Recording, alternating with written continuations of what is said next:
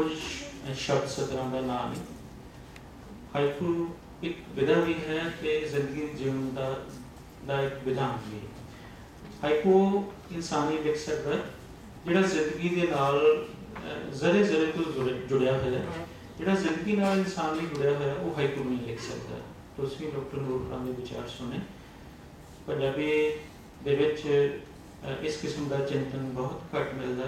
तुसीं सारिਆਂ ने बहुत तहम्मुल नाल डॉक्टर नूर नूं सुने पंजाबी विच। हुण मैं बेनती करांगा मिस्टर जॉन ब्रैंडी जी नूं कि वो अपने विचार अंग्रेजी में तुहाडे नाल साझे करन। मैं तुसीं अंग्रेजी दा नहीं आंदे लेकिन मैं रिक्वेस्ट कर रहा हूं।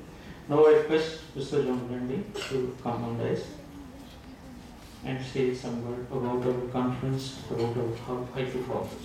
Thank you. I'm very happy to be here once again in India. This is not my first trip. I've been a few trips. I want to begin by thanking everybody that's made this conference a possibility, because it is a historic moment. So I would like to thank Dr. Jaspal Singh, Vice Chancellor, and I would like to thank Mr. Amarjit Sapi Kiwana and Anjali Deodar, who was not able to be present today.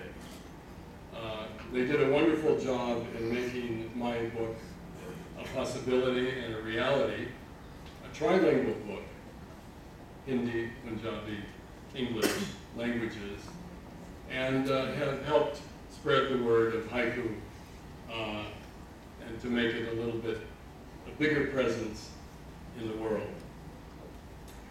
I wanted to tell a little story, and it's kind of funny. I applied on my last trip to India to the consulate in San Francisco for the Indian visa, and they asked me to put down occupation. I put down writer. They called me. I said, "Is there a problem?" They said, "No, we will send you an affidavit to sign." Oh, okay. So they faxed me an affidavit, and it said, basically, I must guarantee that I will do no writing about India while in India. Okay, I checked the box. I was able to come. This time, where it said occupation, I put down economist and checked the box. And I immediately was given the visa, no problem. And I thought, that's not a lie.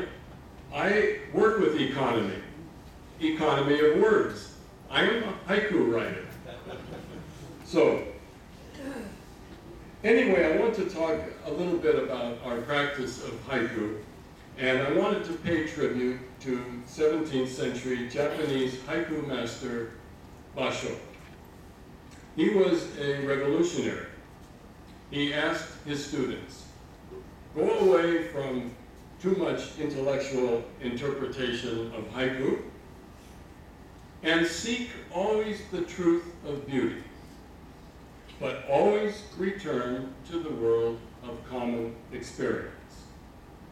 Now, in our times, I think Basho's words tend to mean put down the newspaper, turn off the computer, turn off the cell phone, walk out into the world and discover what is there without headlines or preconceived ideas.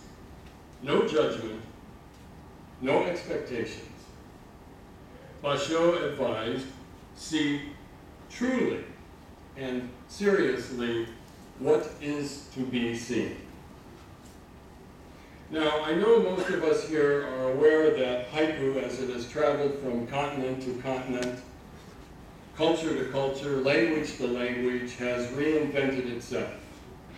And during this transformation, practitioners of haiku have largely parted ways with rules that worked best for Japanese speakers. New languages, new geographies, and cultural environments have triggered new approaches. So the essential core of Basho's time, his ideas are still with us. I think the core ideas are: keep it brief, let it jump, follow the natural world through the seasons, but do not forget the seasons of the heart.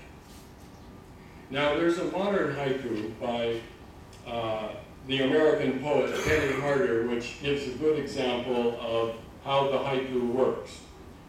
And I hope this is very simple in English for you. It goes like this: snow melt on the banks of the torrent, small flowers. So this is the idea of haiku. First line, snow melt. Maybe you have a picture in your mind of the Himalayas, a large mountain range with snow melting. Second line, on the banks of the torrent, you have the rushing water. Suddenly the snow has become water, such as you might find at the headwaters of the Ganges, up in Badrinath or Gangotri. And then finally, on the third line, you have small flowers. Maybe they're waving in the wind from the rushing stream. Maybe they're beginning to bloom. We participate in the haiku with our imagination and complete the picture. Now, why was Basho in the 17th century revolutionary? I think it's because he opened up a democratic approach to haiku. He took it away from scholarly literary circles, and he brought it into the hands of people. That narrow trail, reserved for the elite writers, suddenly became a big, wide road where people of all genders and ages and backgrounds could walk on it and write a haiku. Now, Basho's haiku practice was flexible. It was open. If old rules, too many rules, made the practice too heavy, he threw off the rules. If certain images were being repeated over and over and over, like singing frogs and cherry blossoms, he abandoned them and he moved into new territory. And he did this by devoting time to solitude, by exploring the mountains and the shores of Japan, and by not remaining up above or aloof from the common population, the rice planter, the farmer, the fisherman.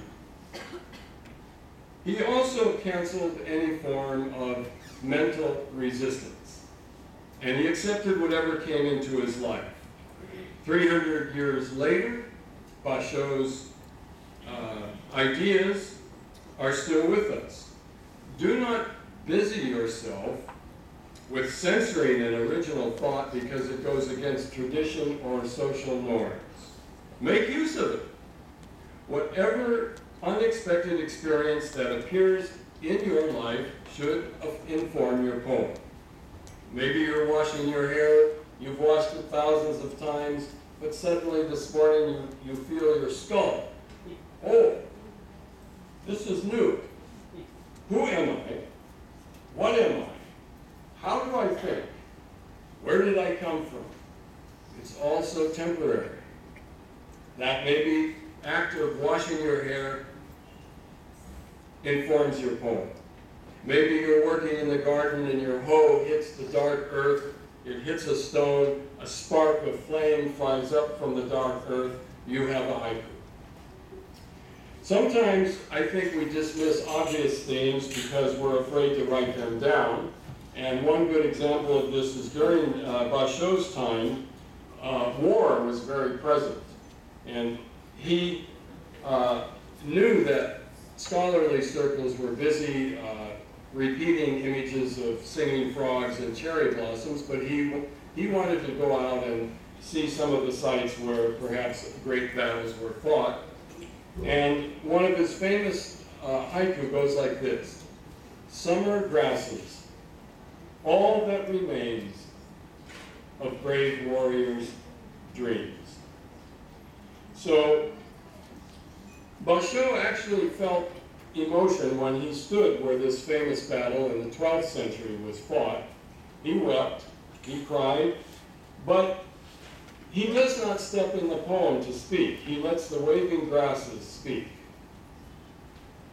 And I would say a modern haiku by Angeli Deodar is a sort of an echo of Basho's haiku on war. And her haiku goes like this: rumors of war, up, up into a darkening sky, a child's newsprint kite. Now, it doesn't matter what language we speak. Haiku is a moment of